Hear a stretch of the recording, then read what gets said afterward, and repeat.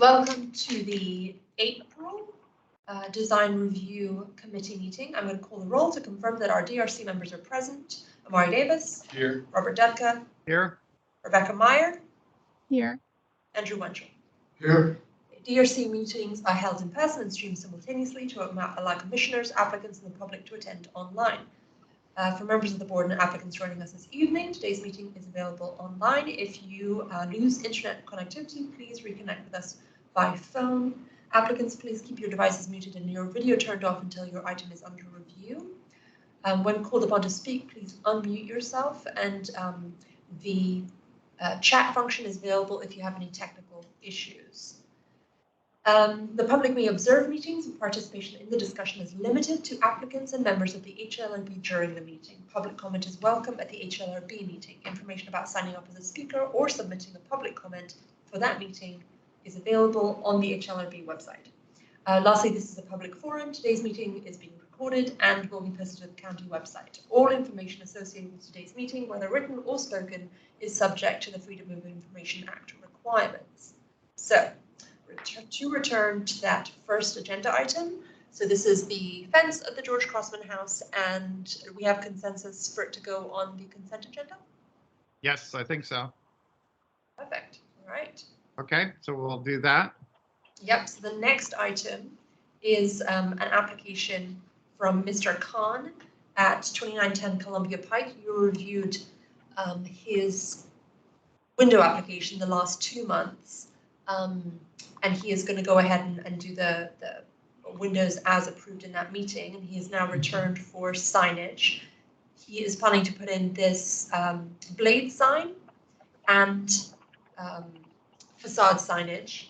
And I included in the packet images showing that this building traditionally has a blade sign and this facade signage, and it had it also originally, this is in the 90s. So this is the design that has been submitted to us. Mr. Khan, are you on the line with us? Yes. Ah, perfect. Yes. Would you like to add anything? No, just the only thing I wanted to add is that basically all we're doing is just changing the name that is currently there. We're not adding anything. The placement of the sign is exactly what it is currently there from the previous tenants. So basically we're just taking their sign off and we're just putting ours in the same place. So there's nothing additional that we're doing. Any questions from the commissioners? Yeah, does anybody have comments? I have a few, but I'll wait. Well, I think we've gone over this quite a bit, and, except for the sign. I think it's certainly interesting. Not sure. 2910 horizontal is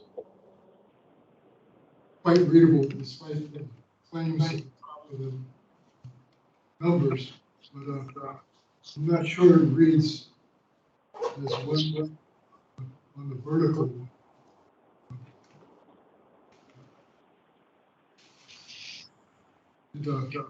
I mean, I can see the virtue of having it repeat, but it's not as legible.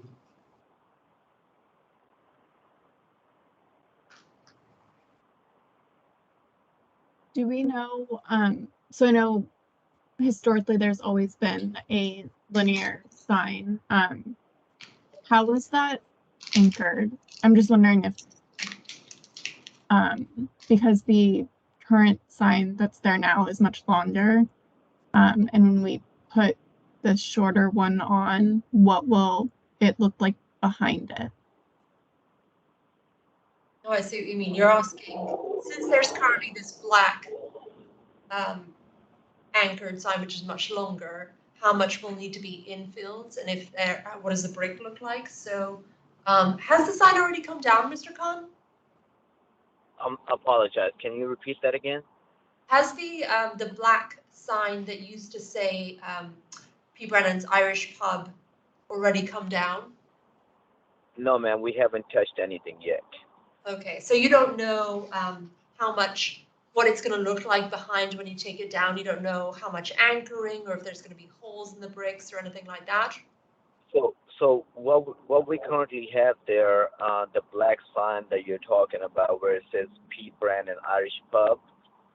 I'm not talking about we're not talking about the vertical one, the blue one. We're talking about the horizontal one. Yes. So that signage is pretty long, basically. So we have to actually see behind how much anchoring has been done. But my sign that I'm putting on there is much smaller. So the space-wise, where we're gonna put it is gonna fit right into it. So we're not adding additional holes to the facade, or we're not doing any extra anchoring. Whatever is already there, that's more than sufficient enough for us. Most likely, we're gonna have to cover some of the holes that was put by the Irish pub that was there before us. Right. I guess that's my concern, is just knowing what's behind it when you remove that long sign to put on the shorter one. And not opposed either way. I just want to make sure that we're treating the facade appropriately once we see what's behind it. Yes, ma'am. The only way I can do this, and the only way we can actually know, is if I take off the current sign that's already there, and I cannot touch that until I have some type of approval from you guys. So I can't just literally take off the current sign that's there. But what I do know is, when I spoke with the designer, the company that's designing the sign, is that the space that the current horizontal sign is literally a lot bigger. So there's a black board that is underneath the sign, and the sign goes on top of it. So and the sign has all those letters that you see for P. Brandon Irish Pub. They're all nailed into the facade. So the locations of the sign is already there. We don't have to put any extra nails to hold that sign that I'm trying to put on. Sorry, can you clarify? Maybe I'm misunderstanding. Serena, if you go to the straight on photo of it, so you said that it's nailed to it. What is it nailed to? I guess, because from your comment, it sounded like some of what is currently there is staying for your sign. Is that correct?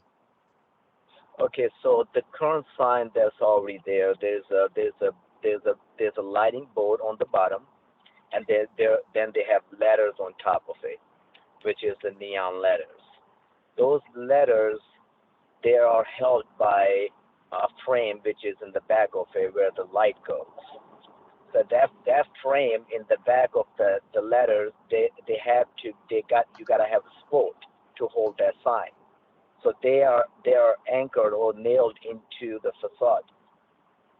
So once we take those off, and I put my sign in the middle of it, we're using the same anchoring and the location of basically in the middle. So whatever damage, or I wouldn't put it a damage, but whatever holes are made on the left of it and on the right of it, those needs to be filled in.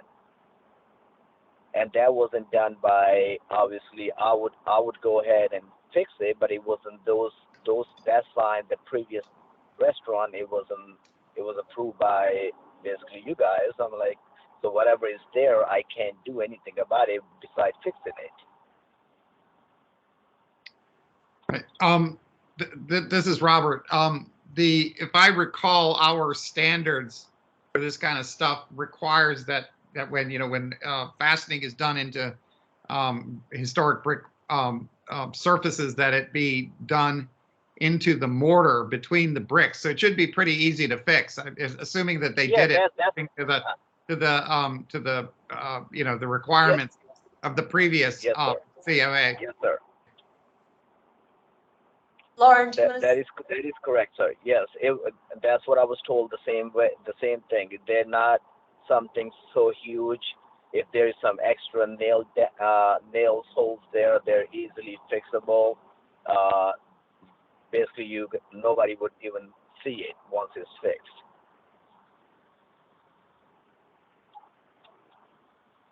Lauren, you wanna? Hi, everybody. Lauren Ferris. I just wanted to kind of reiterate, whenever we are dealing with signs, as Robert was saying, we would just, and it sounds like Mr. Khan is saying, that once that existing sign is taken off, you know, if existing holes or punctures can be used for the new sign, so that we're not putting any more new holes into the facade, and that repairs would be done, as it sounds like Mr. Khan's already on top of that, to any holes that aren't being used, so that there's no water being infiltrated into behind the facade. And Mr. Khan, you know, if you need to do any cleaning of the facade because it has kind of like a shadow left on the brick from the old sign, just get in contact with us and we can kind of tell you how, because we don't want to do any power washing onto the brick. It would just totally be understand that, man. Believe me, I've been. This is my probably third time coming back, and I learned so much about this whole dealing with historical locations and properties. So I will let you guys know if anything that needs to be done. great. We're happy to help. That's all. Anybody else have any comments? I just one question: is the vertical sign, the blade sign, is it the same height as existing sign, or is it shorter or taller? Or... Yeah. No, the vertical sign, all the hardware is gonna stay exactly the size what is currently there. All I'm doing is changing the plexiglass because both sides has a plexiglass with the name from the Irish pub. Mm-hmm. So that plexiglass is the only thing that's gonna be changed. All the hardware stays exactly as is. Okay. Thank you. It's good to know. Andy, do you have any comments about this? No. Or did you already say something? I think you. Other than what I said, Yeah, I'm not sure the vertical sign letters are really the numbers are really that legible, especially the 2 and the 9. It's fine horizontally, but vertically, I find it difficult to, not extremely difficult, but difficult to, I would have expected, if you wanted to put a number, to make the numbers a little more traditional, if you will, without catching fire on top. That's just my comment. So the name of the restaurant is 2910. I gather. Or... Yes, that is the name. Yes. Okay. Well, my comment is that, you know, if you look at the Irish pub sign versus the original Arlington hardware sign, they're actually both, the bottom horizontal part is not identical, but it's similar in that you have a long linear sign where the letters sit on that shelf that you alluded to earlier, and with that little those little verticals in the middle that kind of give it the center where the blade sign goes up. Whereas yours is just your horizontal sign is just, you know, like a conventional sign. The shelf has disappeared. It's much shorter. It doesn't have any kind of long linear element to it. And it kind of disturbs me because it doesn't, you know, it doesn't have any of the character of the original sign Whereas the Irish pub, they used a it's a modern building. They used a modern font. I understand that some of this is your logo for the thing, but I feel like there should be some effort to make an accommodation with your sign to to the historic character. Let me finish. The historic character of the signage, because this is a really simple building, and quite a lot of its character as actually the sign, quite frankly. And whereas I think the Irish pub one kind of carried the spirit of the sign that was there before, I don't think yours does. It's completely different. It looks like any sign that could be anywhere. It doesn't have to be on this historic building. Okay, as far as the font goes, Robert, we can change that. That's not a big deal at all. The font could be changed. This sign is not made yet because again we're just waiting for the meeting and the final approval for you guys before they start producing anything. Okay. The font could be changed. And can you look at something that's more that even if it's just lines that come out from the the 2900 in both directions, give it some length. I have I know you were in the middle of the meeting. I don't even know if I can send you guys something. There's another logo designed by my designer, which I was looking into it. Because I had a feeling this comment was gonna come up. Okay. So I had a logo designed, which I honestly like a lot better than this current one. So I don't know if I can. Is there any way I can show it to you guys, or email it to you guys, or somehow get it over to you guys? So you have a week from now to send me any updated drawings, and they could be considered afresh in the HLR meeting. So we can do that. And my other comment before we leave this is also you also notice the prevailing both of the other two signs had a black and white sort of so you might want to think about that as well, that maybe instead of, particularly on the vertical sign, instead of doing the letters on white, you do them on a black background. It was going to be a black background. We're going to keep it as the same as we talking about the vertical, right? Yeah. Yes, because I think black and white, something that's black, you can still have elements of color in it, but where the predominant the feel is more black and white than purple and red. So those are my comments. But I do have one thing that I would like to say. The name of the restaurant is just numbers. That's the only thing. There is no such thing as a pub or a bistro or a kitchen and bar or restaurant. But what I can do is definitely the other design that I have is much more cleaner. Font is really good, and there's some additional lines that make the sign a lot longer. Yeah. So it's just different. Yeah. No. I think I think you can do it with lines. You don't have to do it with words. But it's just something that extends it so it's more horizontal. Yes, definitely, yes. Okay, great. Okay.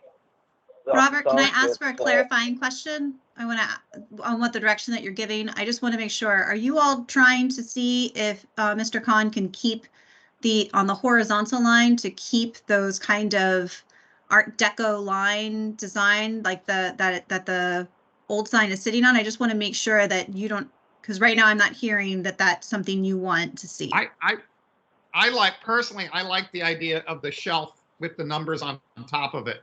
If there's any way you can incorporate that, maybe even keep the bottom part from the Brennan's Irish Pub and just put your, replace the. There's one more thing that I would like to add. The comment there is that So as far as the size currently, the size of from the bottom to the top, it's got to be minimum 8 feet where the sign goes, but ours is more than 10 feet. So the black board that you're talking about for the horizontal one, the letters on top of it, because we have windows right above it, so we cannot have the sign above the window. The current letters the current letters there are there, where it says P Brand and Irish Pub, they're only 24 inches, which is extremely small, you know. So the reason we had that the black board removed, because first of all, it's extremely old, the hardware, and it just I wanted to be removed. So we had the sign pushed down because we're still meeting the minimum requirement of the height where the sign can go. And if we push that down a little bit, the sign, that way we can have the logo and the numbers and the whole everything could be a little bit bigger than 24 inches. Okay, well, why don't you show us, what your other option is, and we can react to that, and maybe we'll revisit this idea of this shelf then. Yes. Okay, thank you. Okay, no problem. I'll get that over to you guys. Okay, so can I confirm we're putting that on the discussion agenda for the HLRB? Yeah, if they want to do it this month, I guess so, yes. Okay. Oh yes. I'll get it over to you guys, and if you guys can put me back, or I think that Serena was saying the next one is on the 15th or sometime. I gotta check the email. Yeah. When is it? The 19th? Yes. So 2 Wednesdays from now. 2 Wednesdays. Okay, so the 19th is perfect. I'll get the design over to you guys basically. Well, the design needs to be, I need the design next week, so by next Wednesday, which is the 12th, possibly. And then the meeting is on the 19th. Okay. That work? So just 1 week, anytime this week for the design, and then I will submit it to the commission for review 1 week before the meeting on the 19th. Sounds good. Perfect. Thank you. Thank you so much, gentlemen. Thank you. Thank you. Thank you. Okay, so agenda item number 3. This is for another sign going into the space next to the Rappahannock Coffee space. And so this is the existing building, and here we have the sign that has been submitted. Mr. Kataria? Yes, I'm here. Perfect, thanks. So the applicant has already reduced the size of the sign for us and has resubmitted this. It used to go up into the coping, and he has been kind enough to edit it. Do you have any additional comments to make, Mr. Kataria? Yeah, so one of the things we were kind of looking at again was if you look at the Rappahannock sign or the sign that existed before this, I don't know if you have access to that. I can pull it up. That's fine. So that definitely goes above that green or dark gray line I know we talked about. So, and then I started like looking into it. I was hearing that only the first like top 2 lines you should not cover, but the third line is okay. So can you like elaborate on that if you have information? Lauren, do you want to? Sure. So I think we were just saying that we just didn't, I think it was just the matter of the just to try and keep both signs kind of just in the same location of where they are. And we appreciated you providing us feedback about the brick that we're seeing, everybody closer to the copy that has the green color. It's just paint. It's not like a special different type of brick material. Right. And so guidance we were trying to tell about the sign and the placement was to try and kind of keep it in the same location and not to go above. I guess it looks like it's like that, the white line and the line closest to the coping, to see if we can kind of keep them so that they're not going up or above. I also know you can't go above the coping, I think, for Right. fire safety reasons. So, Yeah. okay.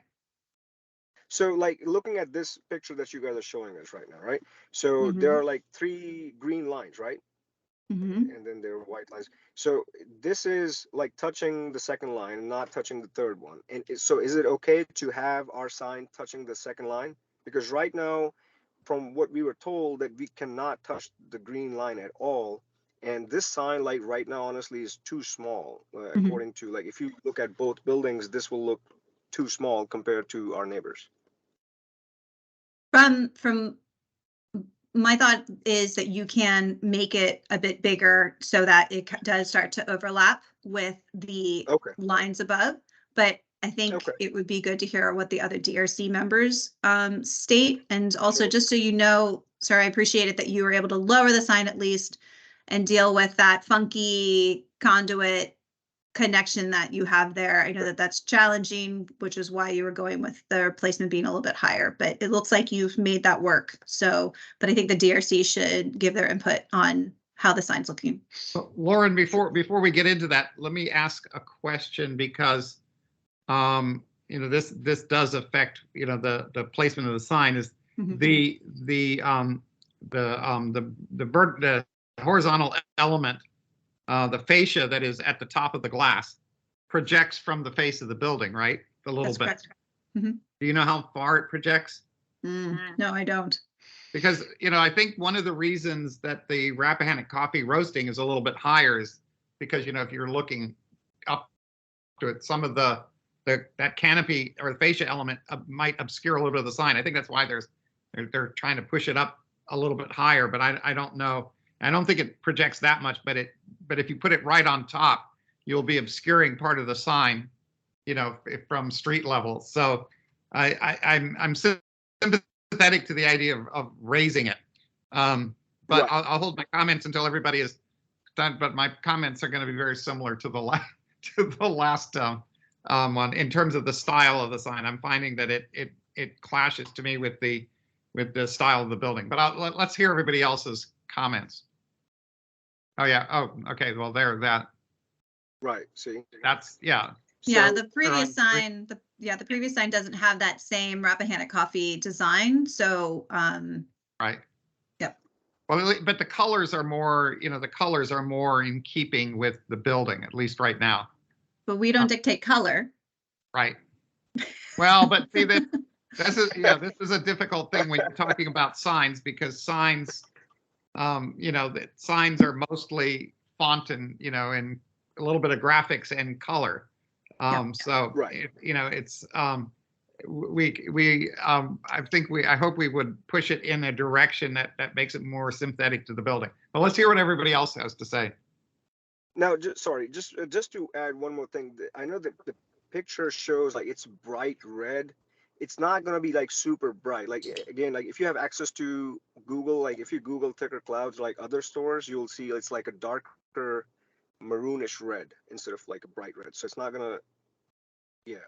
Well, let me ask you a question. Could you do the background of the vape smoke cigar hookah in that kind of green color, which would you building? Instead of black? Instead of black, make it that kind of dark green that would make it more in keeping with the building, and then you get a very nice horizontal then, and then then I think it might fit better. Okay, yeah, I think that's doable. I don't know what everybody else thinks, but that's my first thought. What does everybody else think? Also, was that thing, but I agree with you. I think the sign needs to be raised so that I guess it's smoke coming out, goes up as the Rappahannock does and cuts lower two letters. That'll make it much more visible, because that overhang does come out a ways. It does, you're right, it does obscure the sign as it is now. It's not going to look like that unless you move it up. It really needs to be moved up a lot more. Otherwise, you probably see it from the street, but you wouldn't see it from street level on that side of the street. So I don't have a real problem with it. I think the comment about echoing the green instead of black is a good point. I think it would help it blend in a lot more. Yeah, the only question I guess that I had was, I guess the vape smoke and cigar hookah, will that be readable, I guess, from the sidewalk? It seems a little bit small compared to everything else, but maybe it's just kind of, and I'm not seeing obviously like what it pulls out like per se, but that section seems a little bit small and kind of scrunched down. I mean, I understand that you don't want to make it obviously too large, but that's a little bit maybe a little bit too small potentially. That's my only sort of comment there. But Mari, I think it's actually bigger than the thing that says coffee and roasting on Rappahannock's side. Yeah, we put them I don't think it's too small. It's just, it's. Yeah, I mean, I don't know. Or it's about the same as the coffee and roasting. I think you'll be able to see it. Yeah, I see what you mean, Robert. Yeah. Okay. Yeah. And I agree with Robert. Although we don't control color, I think a green color, something that maybe blended with the building for the background of those two bars on either side, that would make it more a better composition with the building. This kind of suggestion there, echoing Robert.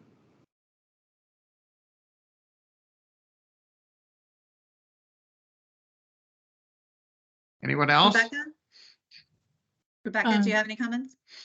Nothing that hasn't already been said.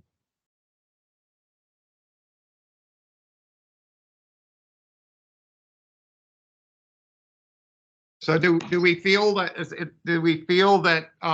that changes could be made, lifting it, changing the color to the green, that we could, assuming everybody was okay with it, it could be put on consent, or do we need to also put this on discussion?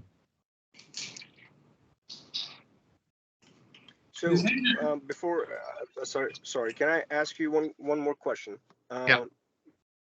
So we can change the black to green. That won't be a problem. It just, for me, it will look like, because it's a LED sign, the white fonts with the green background, I'm not sure if it's going to pop up or it's going to just merge with the building. So that if we can keep the black, that'd be great. If that was a deal breaker, then we'll definitely go ahead and change it. Well, it kind of is for me, because I think I know we can't tell you to do color, but then we'd ask you to do other things. So it's like, it's all right. We'll change it. We'll change it to green. I'm wondering if a compromise, yeah, Robert, might be if it's not black, or if the green is maybe too light, maybe it's just softening how bold the black is. Maybe it can be kind of a little bit more of like a darker gray or something, just to kind of make it a little bit more subtle if possible. So maybe, Nick, if you can kind of explore and see what could work and still see the white font. What about, and this is just throwing an option, what if you do white background and black fonts? Would that be better? So like the gray and the black of the Rappahannock sign? Similar, yeah. So instead of, so because the lighter background and darker fonts, so if you do complete, like just pure white background and black fonts, I don't know if that's an option. Is the Rappahannock black or is it green? Looks like darker gray. I don't know. Yeah, it either looks like. Okay, it is black. Yep. It also could have been black and has faded over time. It's Yeah. been there for a while. Yeah, So well, it's definitely not green. Yeah, maybe if it was more not a harsh black, maybe if it was a, you know, as Lauren's saying, maybe a darker gray, it would fit in better. I just find it's kind of Gotcha. abrupt, it's black. So if you could Makes sense. take a look at those, maybe give us a couple of options, because I think Absolutely. what, you know, and I know some of this is just the graphics that it's Photoshop where you have where your logos in is very sharp, and then the you know the background image is not as sharp, so it looks kind of glaring. I'm sure Right. it won't be quite so glaring in real life, but I think Yeah. softening the black, I think, would help it. And also those white background, the you know, the bar that kind of joins the thicker and the clouds. You know, Right. the background bar, if that was the same color as or close in its, you know, in its value to the building, so that it just sort of goes Absolutely. away, I think that would be nice also. Absolutely, and that would be our preference. Usually, we keep the raceway. That's what we call it, raceway. We keep it like close to the building colors, because even for us, it doesn't look nice if it's a different color that pops out. Right. Yep. Right. And so you guys are okay to make the size bigger, right? So as long as it doesn't go above that second line from top. Well, I don't think no. I don't think it should go bigger. I think you should just move it up. Okay. What are people thinking? Because I don't know. I think it's big. I think it's big enough. I think, but I would see it moved up a little bit, so that the so that maybe the maybe you were the thicker was all the way through that bottom line. You know, not, you know, maybe the top of it in the middle of the two lines. of the what? Yeah, between the two lines there. Yeah. So as of now, this whole sign is, I think, smaller than Rappahannock, because the original copy we submitted was, I guess, almost the same size as Rappahannock, and then Well, we had to. You could show it to us a little bit bigger, so, you know, just to, I wouldn't Okay. go a lot bigger, because that's. Of course. No, and I totally understand where you guys coming from. Like, raise it so it's visible from street level and no harsh black colors. I totally am with you guys. Okay. Great, so it So- sounds like it's going on the discussion agenda, given the fact that we are going to be seeing additional designs. So, Mr. Kataria, are you able to get those changes to me and any options that you want to include? It doesn't have to be one, it can be as many as you want, by next Wednesday? Absolutely. And if there's any way you guys can, like, maybe make a decision before, like, the 2 Wednesday meeting, that would be great. We have been just waiting on this for a while. So the only decision that can be made is at the April 19th meeting. That's where the commission votes on projects. Gotcha. Okay. I know, I just thought, like, if you guys were agreeing with, like, or have a consent about just raising it and then having the color changes, then we can just submit that and have an approval, like, via email. No, this committee is just a, we advise the full board, but we don't make decisions for the board. You need to get the decision from the full board. And that'll be 2 weeks. So no matter what you do, the earliest will be 2 weeks. All right, sounds good. All right, sounds good. Okay, Yeah, great. so I'll submit the options, Serena. Great, thank you so much. No problem, thank you. Thank you. Okay. Yep. And our final project. Thank you for waiting. Appreciate your patience.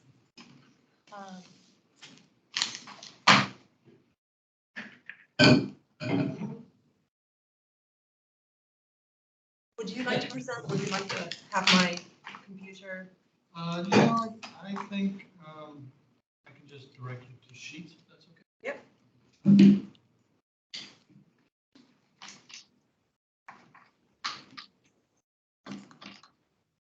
Yep. Okay. Just go? Yes, feel free. So this is our fourth agenda item. It is the return of the Reeves Farmhouse rehabilitation. You have met the team before, and they are returning with some updated concepts based on the edits that were recommended at the last meeting. All right, thank you. No, nothing from the overall project and the business side of things has changed. So really, we took a look at the feedback that we received and worked to incorporate as much as we could within the constraints of. I just want to emphasize the, as usual, the eventual use of the property and just being recognized that accessibility moving forward, accessibility and functionality, to make sure that this is a welcoming home for both its residents and its community is something that we're working to incorporate into the design. So you'll see that as Scott walks through the changes that have been made that again mostly reflect the conversation and present some of the ways that we work to address some of the feedback we received last time with that intended use in mind. Great. Well, thanks. Thanks for everyone's time this evening. Unfortunately, Amar, you get the benefit of not seeing it on your screen. Yeah. The rendition of the package is not as good. So sorry. Serena, if you can, sheets 1 through 12 are no different. They're just, they remain in the package for the full board when we get it. So if you jump to 13, please. And we always have these if we want to circle back. So this is, so just to recap from last time, we presented 3 options. One we called baseline, and then we had alternate 1, alternate 2. And alternate 2 was what was favored by the committee last time, and we have been proceeding to update that somewhat. And you can see in this massing, this aerial massing view, the primary difference you will note is that we've added dormers to the addition to give it a little bit more texture, as was suggested. We did look at trying to do sort of a porch on the entry side. It's just not enough real estate there to do that, we felt, and also the fact that just behind that one window that you see in the addition are bedrooms, so it's a sort of private area on the inside as well. So we didn't think it would be good to have something that was, for lack of a better term, an attractive nuisance to have people want to occupy that space directly adjacent to a bedroom. But we did add dormers to give it a little bit more texture.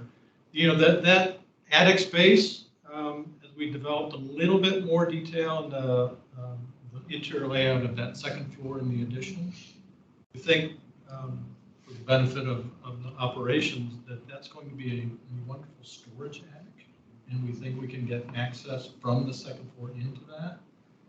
So we will, those aren't fake dormers; they'll be real dormers with real windows to get some light into that. At least that's our intent. So the next sheet, which is the sort of down on the ground massing studies. So again, the lower right, you can see the same. You're seeing the dormers there. And just a reminder, we're still in a concept phase here. We haven't begun permit or construction drawings. So there will be more detail, specific detail, as we progress into that. Hopefully, if we can get to the full board this month and get this concept approval, then we're going to race right into that, because based on that, we're going to want to get it done as quickly as possible. The other thing I'll note on the lower right, compared to previously, is that we did raise the eave of the addition up. I think previously we had the eave aligning with that intersection right at that inner corner. And we found, as we studied a little bit more, there just wasn't enough headroom in the addition. So we raised that up. We actually think that disjoining those helps a little bit, some distinction between the existing and the new. Subtle thing, but we think that's good. We're not showing, we're going to show you some ramp studies that were asked for last time. That's not represented here. We're going to see that in a different. Could we see the southeast? Sure. So what I will note on this, again, you're seeing the dormers on the addition to the far left. What was talked about and suggested last time was trying to introduce some more prominent distinction between the addition and the original. We did study that, and we did not incorporate that primarily because in order to introduce a massing change, you would basically have to drop the ridge line down, drop that whole roof structure down, which presents headroom problems on the interior. And when we studied that, we also, from a purely visual standpoint, we didn't like it very much because you've got that gable sort of to nowhere on the taller farmhouse, and then the original tenant house, which is that piece that drops down from that. And then if we bring our new addition and drop down again, you have this kind of cascading effect, which we studied briefly, but just didn't like it visually. We think that, you know, so if we have this continuity of the roof line, we certainly have a corner there, an outside corner, and then we have a setback because that's part of the URD requirement, setback 2 feet from that existing corner. So we do have a mass change in that plane, and we're hoping that, you know, this solution will be acceptable. Where's the material on the addition? The addition is gonna be fiber cement lap siding. So it'll have corner boards. It'll be most likely pre-finished fiber cement lap siding. But there'll still be a corner board on the original. Yes. Yes. Okay, so. And so the original. It doesn't read as well. Yeah, but I think that's what we're looking for. So, you know, and we'll get to that toward the end, but in terms of the exterior materiality on the original farmhouse, there's a little bit of guesswork. You know, we're going to take off the existing aluminum siding, or aluminium.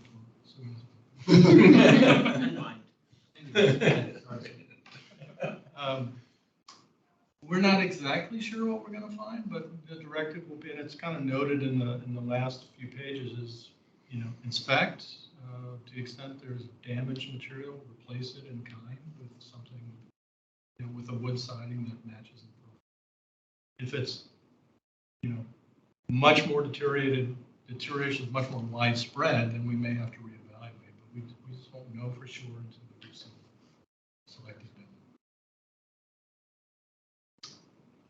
Serena, if you could fit to page, I think those are the highlights from that. These images. And then, sorry, if you go to the next one, please, 15. These are the ramp studies. So we did, you know, originally we had a ramp running along the front of the porch, and the comment was, you know, that's a visual obstruction to the nice porch as seen from a distance, and views out from the porch. There's also potential visual obstruction. So we have two studies here, both of which I think address that concern a little bit different ways. And so this one is, and you're not seeing the context, you kind of see it on the upper right image, the context of where the parking is. So the parking is directly adjacent. There's a couple of handicap spaces there. So this one kind of brings you up and around with a switchback. We're coming in sort of centered on that column bay of the porch at the left.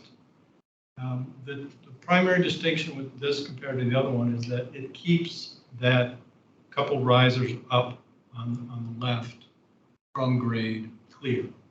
So it maintains all three existing stairs up from grade, one on the far right, the one above, and then the one on the far left. Keeps those all intact.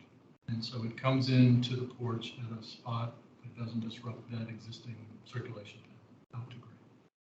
What's your height on the handrails of the porch? They'll probably be 30. Well, it could be 36. They may be 42. So it'll be one of the two. I mean, residential construction allow 36.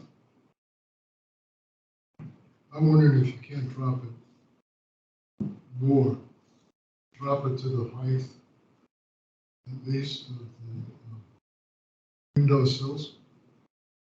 That may be possible. I think, you know, and I think you could go to 32 inches or whatever. yeah, without a problem. yeah, I don't think that's necessarily bad. So the guards between the posts, we don't think are actually required by code because the porch isn't that high. It was a Right. desire on the operation side to keep residents from falling off. So I think from that perspective, study that and see if that alignment provides enough The protection. lower you make it, the easier it's going to be for somebody in a wheelchair to look Sure, over it, because you're looking not straight out, but you're looking down So is to the valley. And is your comment on that relative to both, you know, a visual from the porch out, but also that Right. that alignment and elevation? Right. Both are concerned? Yeah. Okay. Yeah, I think that should be doable.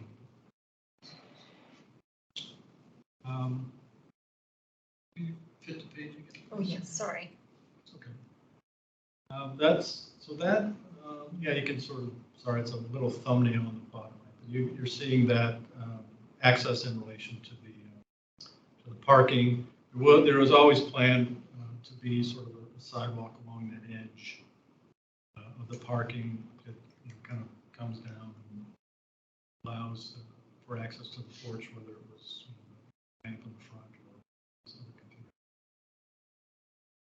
So if you go to the next page, please. The second option was an option that somewhat minimizes, it does the same thing, you know, it keeps the top stair and the right side stair access to grade intact. Still comes in the center of a post bay on the porch. But it's an L, obviously, compared to a U. It brings the access point down closer to where the parking access is, which I think ownership prefers. Yep. The downside is that it obscures or kind of blocks that stair to grade on the right. We think it's somewhat less visually prominent from the park side, which was a comment we got. But it has the downside of kind of obscuring that stair. Can I ask a question? Did you look at a ramp that that basically comes up the side of the building? It would require kind of extending those, you know, the porch platform, you know, the two steps on the side out, you know, to receive the ramp, but just keeping the ramp all the way against the side of the building, so that you pretty much are, other than extending, you know, where those two steps go up, you're pretty much not doing anything at all to the porch. Did you look at that? We considered it. We didn't draw it, but in our consideration of that, we felt it put the access point to the ramp where you start the ramping too far away from the handicap parking, because you would be able to park and then you'd have to, you know, circulate through sort of the drive aisle aspect of the parking to get to access the ramp, because you'd need to effectively terminate it at the edge of the house before you get to the ramp platform. And as you mentioned, Robert, you have to extend the porch platform to the left. Right. We didn't like that aspect of having to park and then kind of wheel through the drive aisle more to get to the ramp access. Because it would bring you, you know, south of the ridge by a bit, given the length required. Not all the way to the eave on the bottom side of that, or the south side of that, but certainly would bring you south of the ridge line, given the right. Well, I mean, it's not really a drive aisle. It's the, you know, it's the access to the handicap parking. So you're, you know, you know, it's likely that you're going to be, you know, to get to the end of that ramp, you would be going, you know, through the path that you just used to park the car. Nobody else will be able to do that other than maybe if you're in the other handicap, the one handicap. So presumably people are sensitive about that. So I'm not sure that that's I mean, I know this is, you have operational issues, but I'm not sure it's a huge issue. And it seems from a historic preservation point of view that it would really kind of leave the porch alone the most, particularly if you're going to have guardrail elements, because which I'm not sure I understand again why the guardrail elements are needed, because I don't, it's what is the maximum is what, about 15 inches, from change of grade. It's really not very substantial. I mean, it's nowhere near what's required by code. So I mean, yeah, I can speak to that. It's really hard in a wheelchair to know that you're not going to fall off the end of something. And so we have residents who will know to put their brakes on. There'll be residents who maybe take their brakes off because they want to go and look at the edge of what's going on down in the park. And then the next thing you know, they've fallen off the edge. So it really is Okay, I understand. Yeah. Well, okay, that's all the more reason why I'm wondering about, putting it on the edge of the building. But in the grand scale of things, this I think this is an important element. But I think between your two options and that option, we can work something out, I'm sure. So I don't know what everybody else on the DRC thinks about this. Please weigh in. I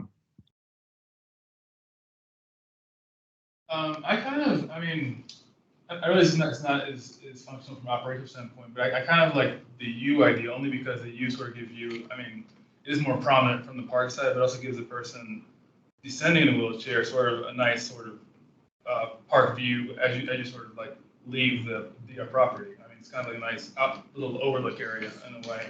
Maybe somebody that's not in a wheelchair may want to go up there and kind of do a little overlook as well. I like that. I prefer that one just for that reason there. It is more prominent. I realize that, but I like that functionality / aesthetics about it. But that could be, kind of deal breaker in some of my program.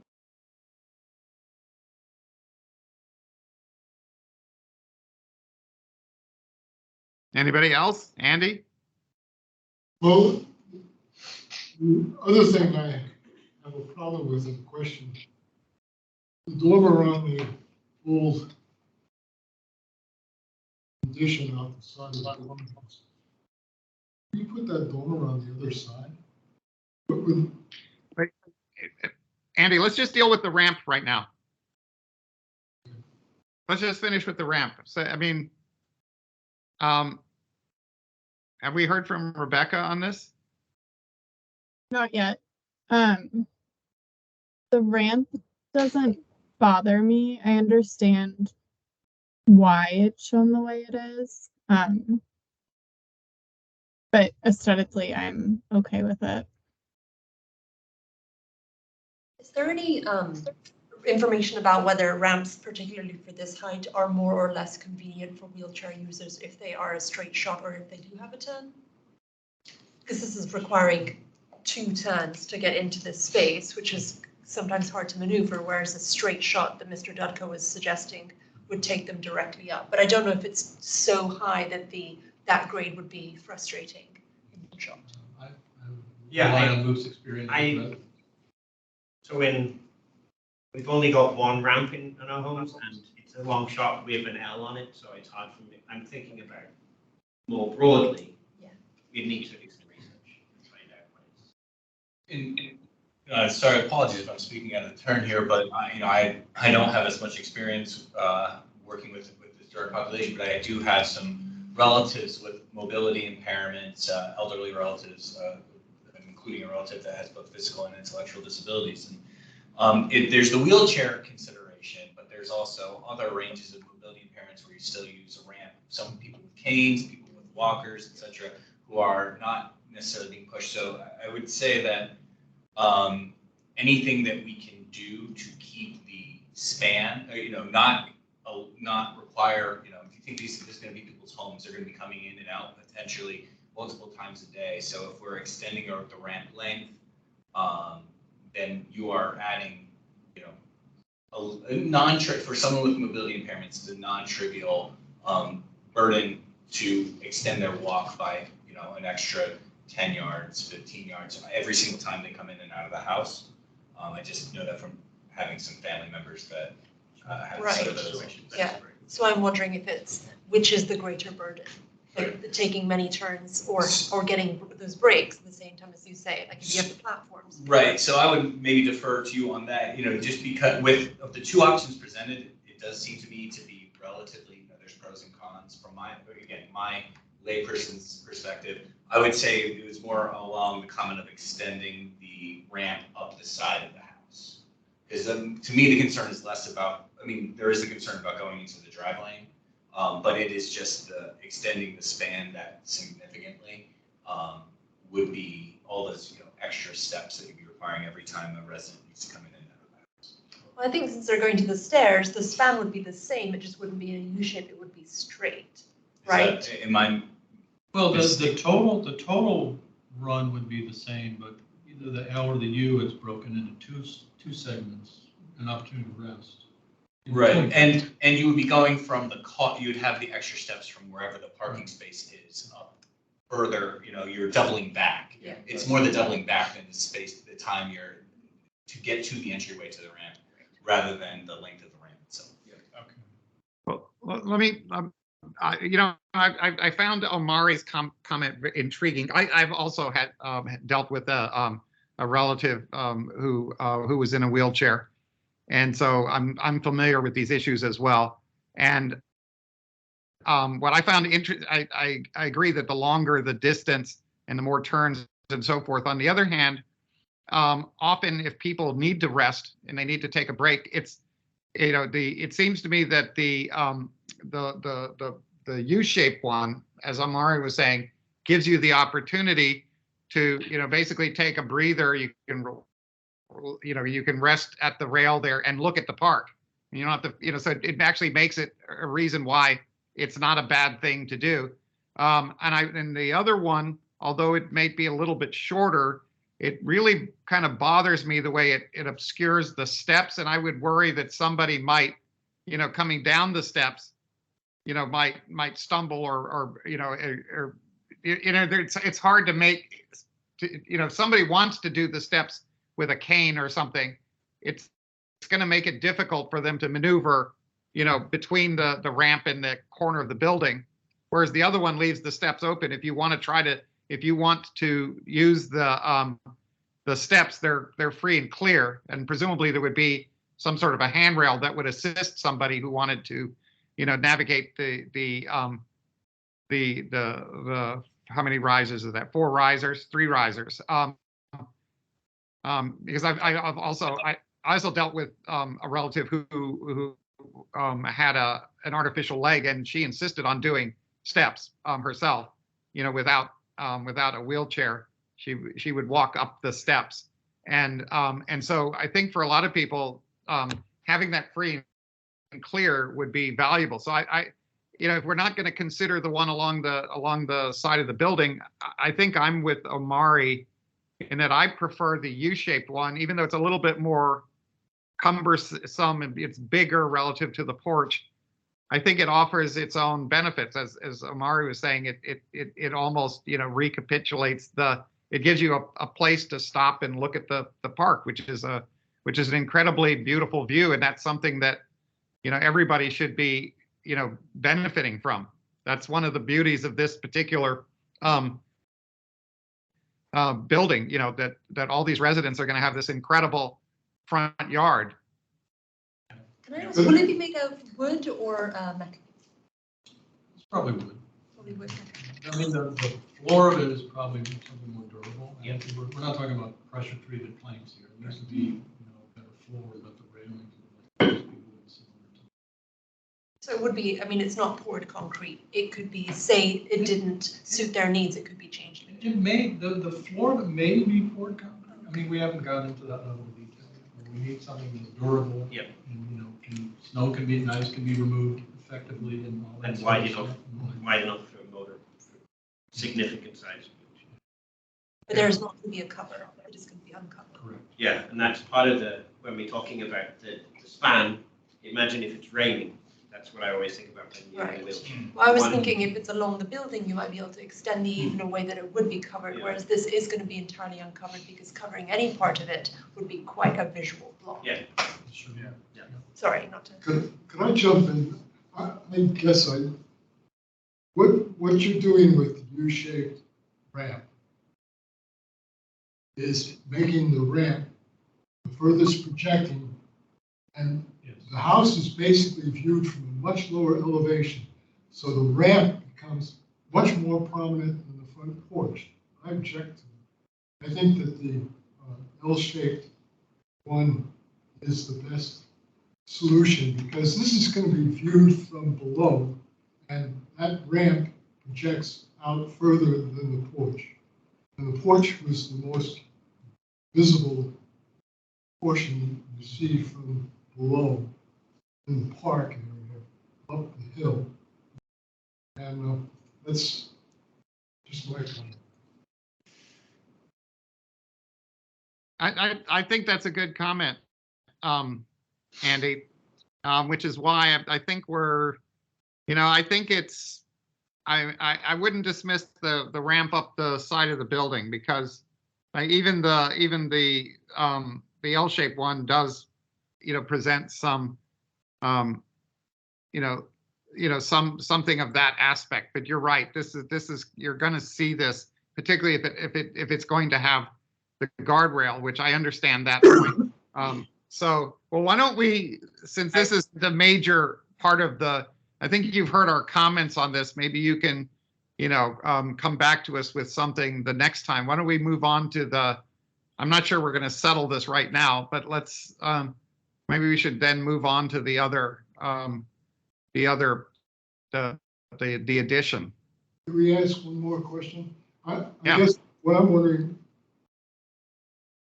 I can appreciate the fact that you get a view off the dormer on the original L addition to the house, but that dormer makes, because it's higher visually and larger or whatever, it makes the focus onto the roof instead of the gable front of the farmhouse.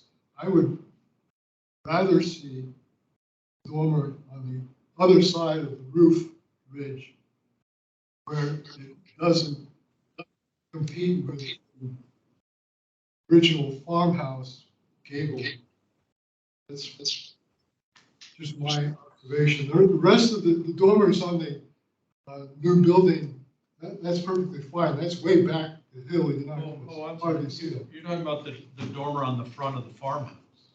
This one, Yeah, it doesn't work on the other side. Wasn't that required for head height as you came up the stairs or something? Yes, the whole purpose of that dormer is because we're introducing a new stair up to the attic, and that's the only way to get headroom in that. The position of that stair only works. It doesn't work. so it's not intended for view. Is that on a landing or? No, if, sorry, Serena, if you go to sheet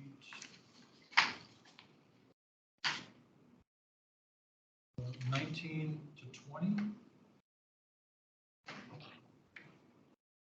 So on the left is the proposed plan showing a new stair that stacks over the existing stair hall. So we're creating that new stair from 2 up to the attic.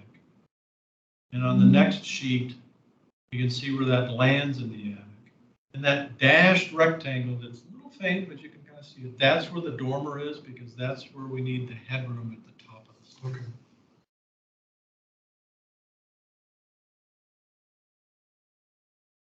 So in order to, to get a stair on the back side of the bridge, there's nowhere to start it on the second floor. Okay.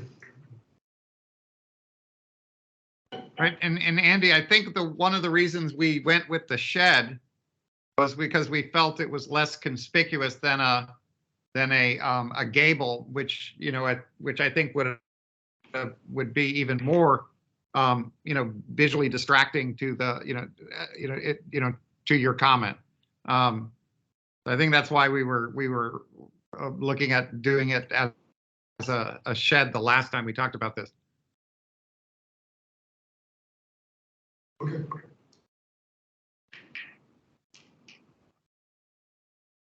And and there's probably ways that with the way it's painted, that it would kind of fade into the roof more. I'm sure there's ways to make it less prominent. So I don't think it's hugely distracting right now, but I think it could even kind of merge into the roof even more. But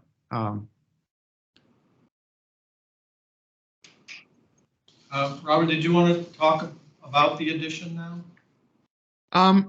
Yeah, so I think I agree that that raising the eave is a good idea. I think breaking that from the adjacent roof instead of just having it extrude around is good. I still feel like it needs more, a little bit more articulation. I'm not sure what exactly. The reason we had suggested the porch last time. Is that an egress, that door, like a fire egress At the end? Yeah. Yes, it is. Okay. So that's why you don't. There's very minimal space from that face of building to the property line. It's right.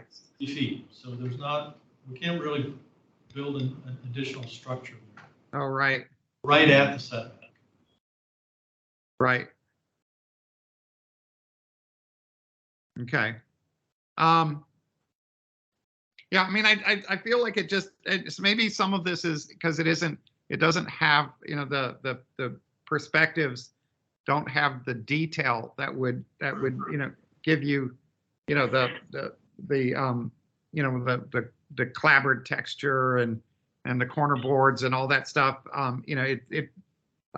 It feels a little schematic to me, but maybe that will improve. It feels like it needs a little bit more detail, and I'm not sure exactly what that means. I agree with you. Hoping the porch would be part of that, but yeah, again, I'm sorry. It's the nature of where we're at in the process. It is schematic, so we just haven't that level of detail yet. But I agree with you that once we do, and that level of detail begins to become added to the drawings, I think it will liven. Right. Well, I think definitely, I agree with raising the eave. I think that really helps, and it seems to raise it to roughly the level of the porch, so it sort of starts to tie it in with the porch, which is nice, and makes me wonder if maybe there's some way of articulating the surface with. We've lost you. Robert, if you're still speaking, you're frozen.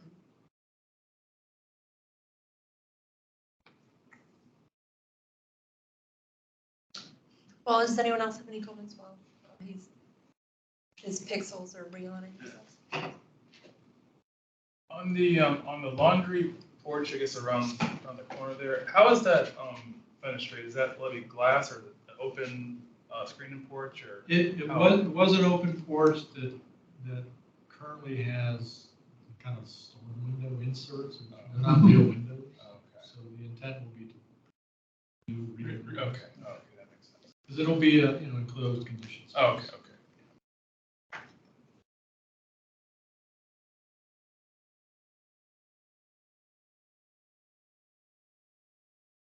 Let me know if you want me to move to a different sheet.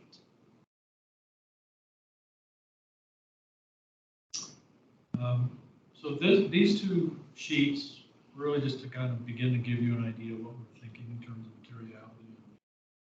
It's pretty bare bones, but a first pass of the restoration plan for the system exterior. We're happy to kind of get into as much detail as you like. You have a chance to kind of read through it. But again, it's broad brushes. The existing farmhouse remove the existing siding, inspect, repair as needed.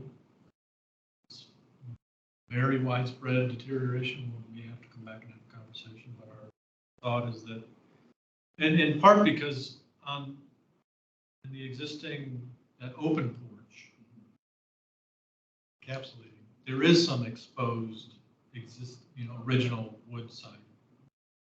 It's not in particularly bad condition. We're hopeful that when we remove the aluminum siding, that we'll find generally pretty good condition. But And that's wide lap? Or is it teardrop? Because it looks like you are expecting wide lap on the main house. I don't remember. Then I know that our, and Lauren, you may have a comment about this too. I know that the supervisor for our program was a little sad to see the comment about the front door because she remembered there being like it being a wooden door with a glass insert with some little bit of detail, and she wasn't sure if that had been removed specifically because it didn't meet code requirements for. Just be like, oh, Cynthia, would you like to? Yeah, I'm here. Hi, good evening, everyone. Thank you for mentioning the door. I understand the need to make the main entrance accessible, but was wondering if you thought through any perhaps alternatives so that that door perhaps could be repurposed elsewhere in the house. I was looking desperately for photos that I feel like I probably took like 20 years ago, but I can't find them anymore. The best that I could find was in the original 2004 Milner report. There was a drawing, that elevation drawings, and it showed kind of a rough detail of what that original door opening was. And so I just wanted to pose the question again. I understand the need to take it out and to replace it, but was wondering, because it's one of the more interesting exterior features of the property, if there was a way to perhaps reuse that elsewhere on the site. Yeah, So I wanted to pose that question. I think the short answer is yes. We can find a home for it. Sure. Okay.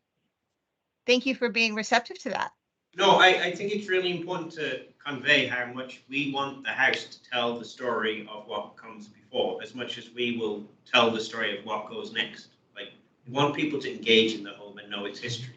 And exactly. So, yeah, we're very sympathetic and very empathetic to wanting to highlight the history as we can. Yeah, thank you. We appreciate that. And, you know, the door is, it's not going to be the most elaborate front door you all have ever seen, but it was quite an elaborate feature, I think, for the time period of this house and when it would have been installed. So I think finding another place for it somewhere within the home for another purpose, we would really appreciate that. Yep. Lauren, did you have something additional? You had your hand up. I had it up, but Cynthia, yeah, you got it with the doors. That's good. I did have one question though. I just want to ask about the parking. I'm curious to just know, because you all you're expanding the parking surface area a bit on the site, and I just wanted to kind of understand the requirement of the spaces that you need for the amount of people that will be living there. Well, I'll defer to Luke to that. The zoning requirement is probably 2 spaces because we'll be under single family zone. 8 or less, I think, is the standard. A group home to be zoning compliant. On the usage side, I'll defer. Yeah, so we want to ensure that we can park as people who live in the home, around the home, at the home, and have the ability to be picked up and go to work. Often that's in a metro access, is the metro access style vehicle. And so for that to be able to get to the top of the hill, pick up people and then leave, the space at the top of the hill but around in the parking pad needs to be sizable enough for that to happen without accidents, and recognizing the skillfulness of people being able to reverse. People won't, and that's a big priority for us, is that when there's weather or other interruptions to business operations, we want to be able to make sure that people get to the top of the hill to get people away as necessary. So having more space in the parking pad will enable that to happen. Okay, that's good to know. Thank you.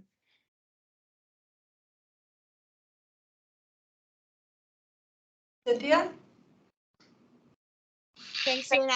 I just had two more quick questions. I don't mean to take over the meeting, Robert. I want to make sure DRC members have time to comment. Okay, go ahead.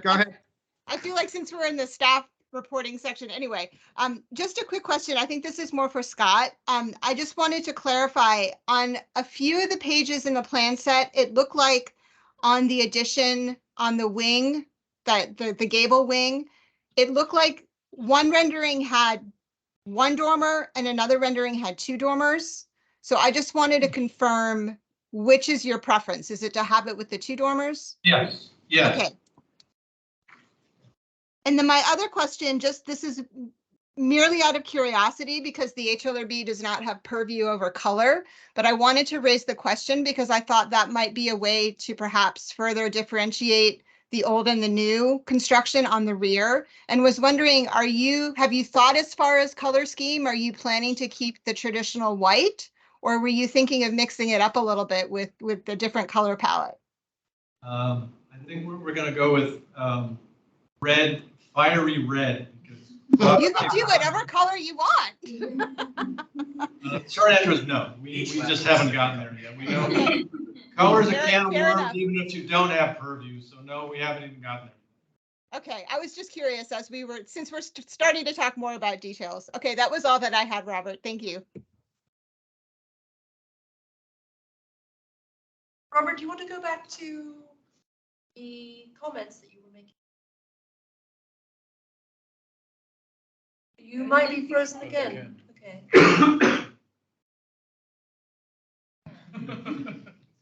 Yeah, we lost you again, Robert.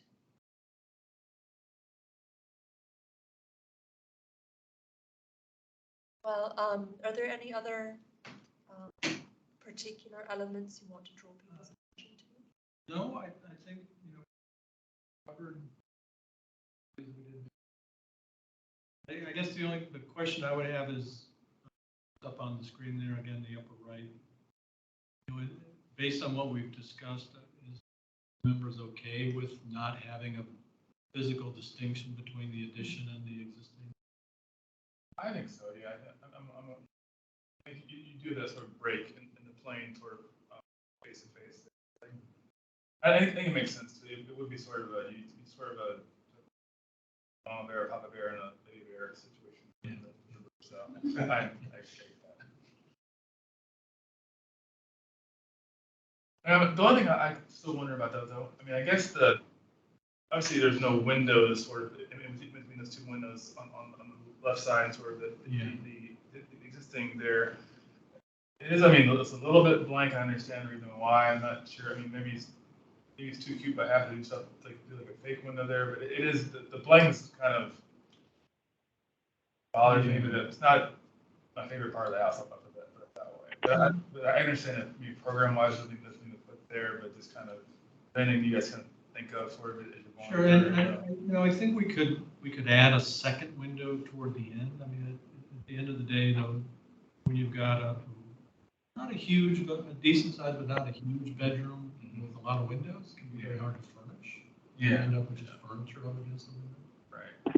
That's sort of the consideration for how we landed at what you're seeing there. Is consideration for furnishability. I think, Serena, you had mentioned last time about maybe doing like fake closed shutters or something like that.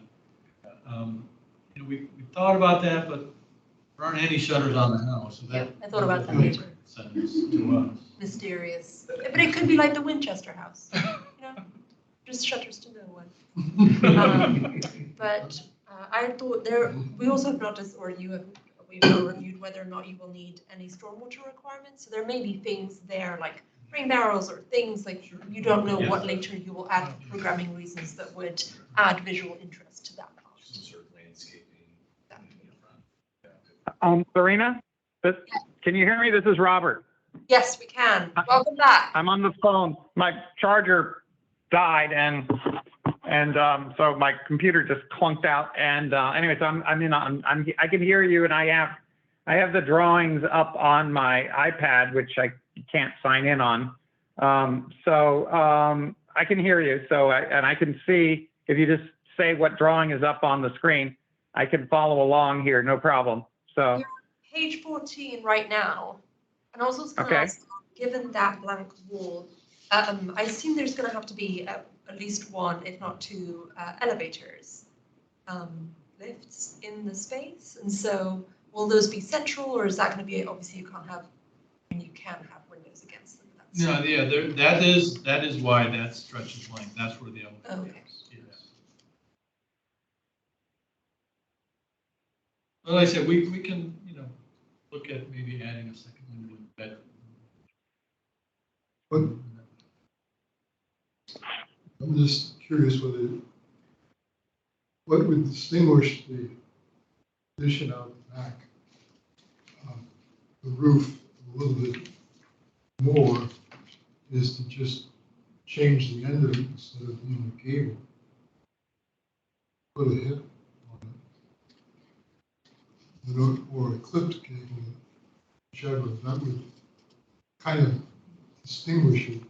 It's just a thought. It would make that a little bit more different and break some of the long expanse you've got there, or that long ridge that was much shorter ridge. You follow me? I do. I mean, I guess my hesitation is there isn't that, I guess on the porch there's hip. I was going to say there isn't a hip form here, but I guess there is on the porch. I mean, part of what we were trying to do with that end is to really mimic the end elevation that exists today and just kind of extrude it out. Use that same proportion. That's what that recess is all about, is the ghosted open porch. Mm-hmm. One thing we could do, I mean, right now, I'm sorry, Serena, if you drag over to and zoom in on the upper right. I really hope I'm not giving someone a seizure, but this is just how my computer's doing. We have continued the eave, so, and given that 2-foot setback from that existing corner, that means we've got a deeper eave on the addition. We could not do that. We could, pull that eave back to have the same relationship of eave to face a building, which would give you a break in the eave line. I think that might be a good idea. And then you drop the gutter downspout there, and that would help reinforce that corner. That's certainly easy enough to do. That would, again, it would be subtle, but it would be noticeable.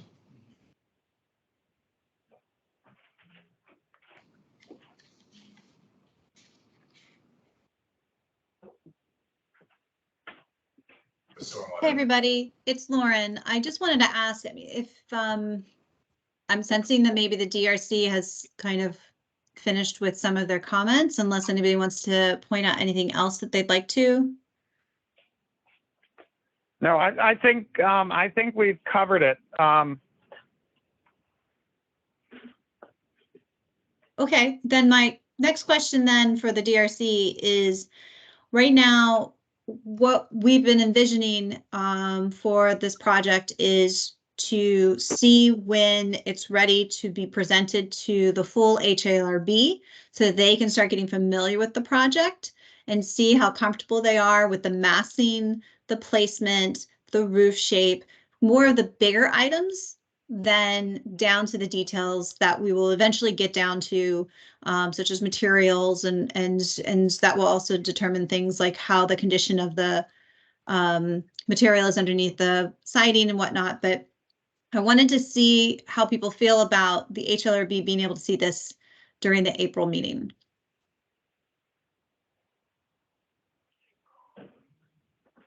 Yeah, I think it's good to go now. I think so, yeah. I'm I'm okay with it. I think I would I would urge the applicant to, look at a little bit more detail in regard to the,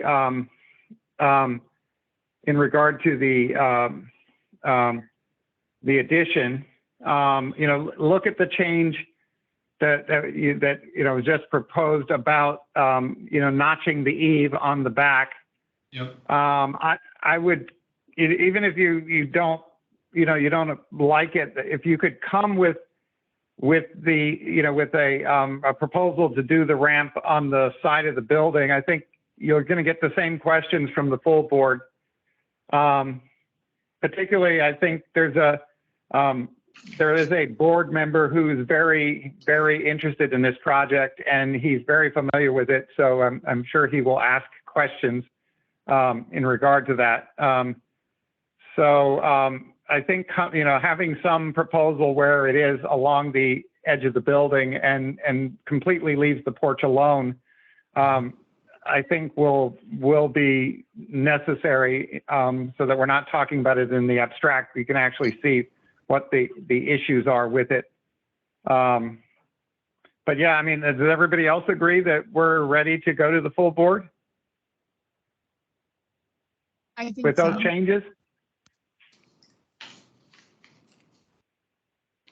And just so everybody knows that this would be like a preliminary COA, like it's Just